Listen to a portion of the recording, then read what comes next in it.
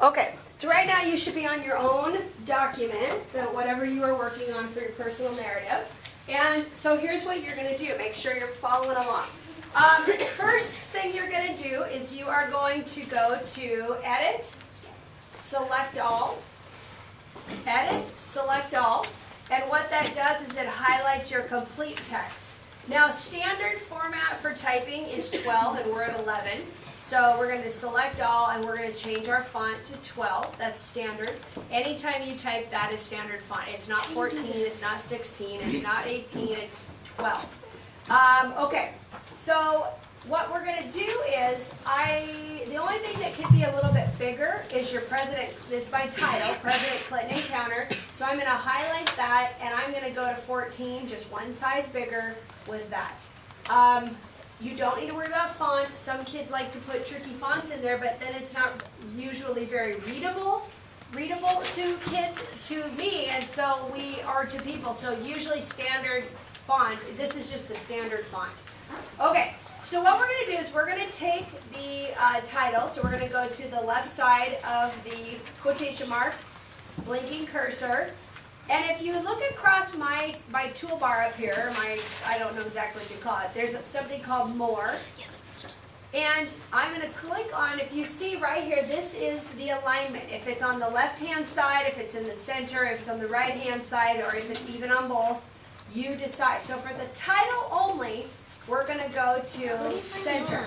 So you're going to do center alignment. So do you see how it just took the title and it just bumped it over? Oh, well, okay? We don't have. So now what you're going to do is you are going to, the rest of your text, listen for a sec.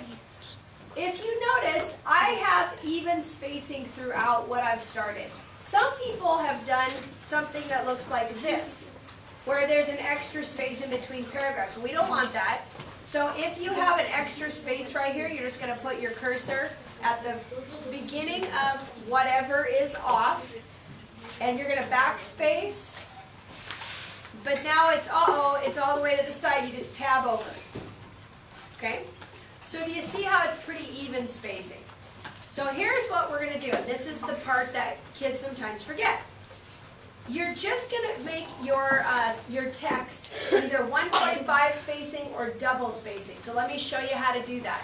You're not going to do select all, because if you did select all, then it would make all of this formatted really weird.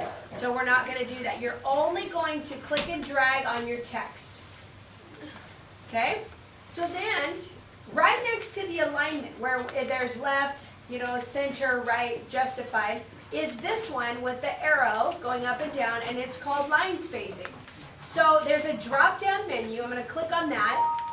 Personally, I prefer 1.5. I'll show you what that looks like. If I click on 1.5, then it makes my spacing 1.5. If I want to do standard, this is pretty common, is double. Where do we click? And then that puts an extra space in between so that there is room.